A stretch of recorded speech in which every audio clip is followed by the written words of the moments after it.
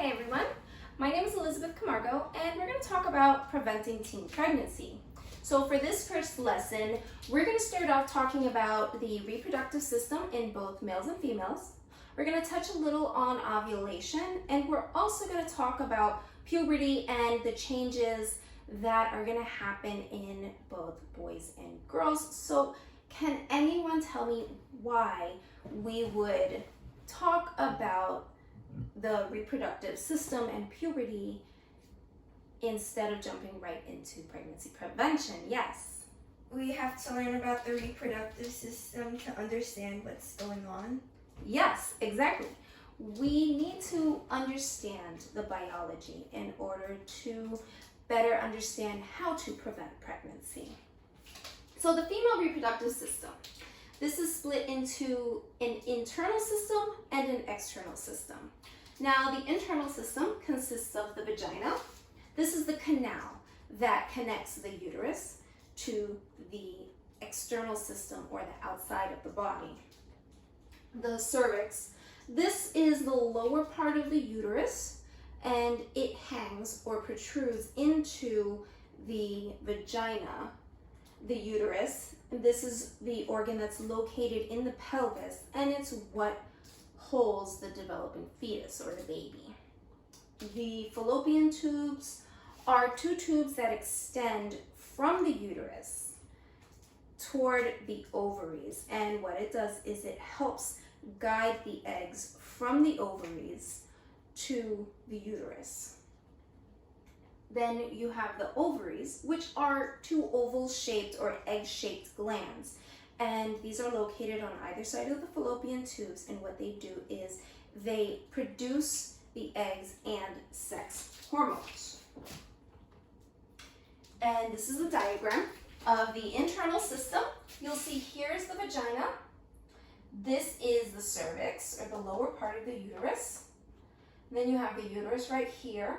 On either side is the fallopian tubes, and then you have the ovaries located right here. So the ovaries will release the egg into the fallopian tube.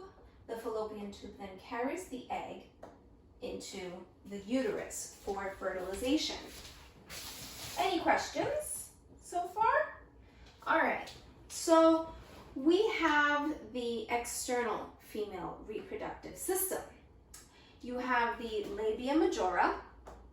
This encloses and protects all of the other external reproductive organs. The labia minora, which is located just inside the labia majora, this covers the urethra, or the urinary opening, and also just below that it covers the vaginal opening. The clitoris is located just above the labia minora, and this corresponds to the male penis, so it is very sensitive to stimulation during sexual intercourse. You have the Bartholin's glands. Now, these produce lubrication for intercourse, and it's located just inside on either side of the vaginal opening. So on to the male reproductive system. So with the male reproductive system, we have the penis, and this is where semen and urine exit the body, and it's also what's used for sexual intercourse. The scrotum, which is located just behind the penis, this holds and protects the testicles. The testicle located inside the scrotum. This produces sperm and testosterone. The epididymis, this stores and carries sperm cells from the testicles. The seminal vesicles, this produces the majority of the fluid that make up semen, and you can see it's located here right near the bladder. The vas deferens, this transports sperm from the testicles to the urethra. The urethra carries the urine or the sperm to outside of the body, and the prostate, located right here near the bladder, makes the fluid that protects the sperm. Are there any questions on the male reproductive system? Okay. Now, ovulation. Does anyone know what ovulation is? All right, no. So the ovulation occurs when the egg matures and it is released from the ovary to the fallopian tubes.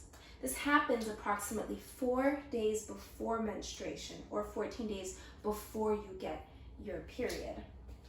And the egg is released from the ovary and it travels through the fallopian tube toward the uterus for fertilization.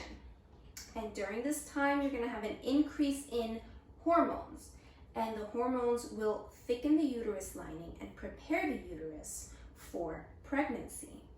Now, if sperm reaches the egg is then fertilized, and the fertilized egg will attach to the uterus and pregnancy will occur.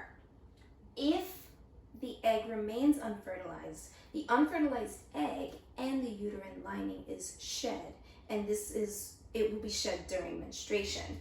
Now, the average menstrual cycle is 28 days. You have approximately 5 days of menstruation.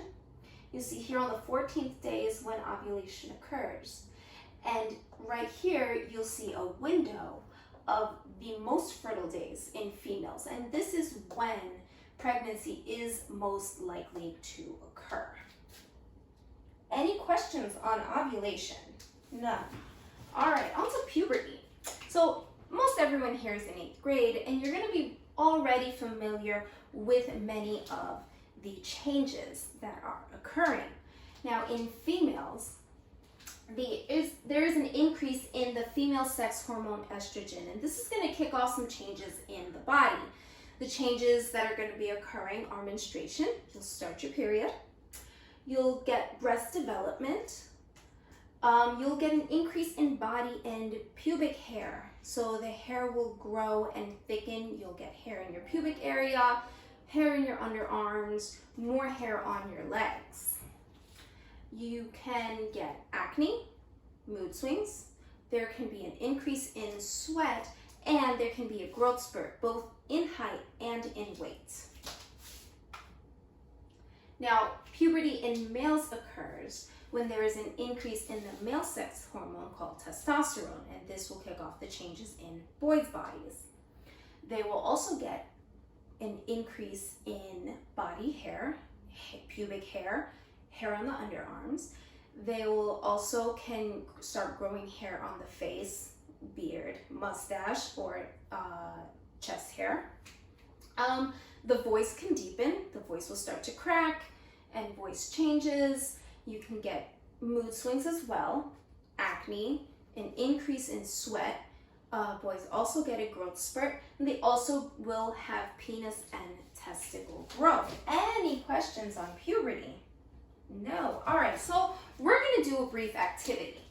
So I want everyone to break in pairs and think together. I want you guys to write down 2 myths or rumors on fertilization or how to get pregnant.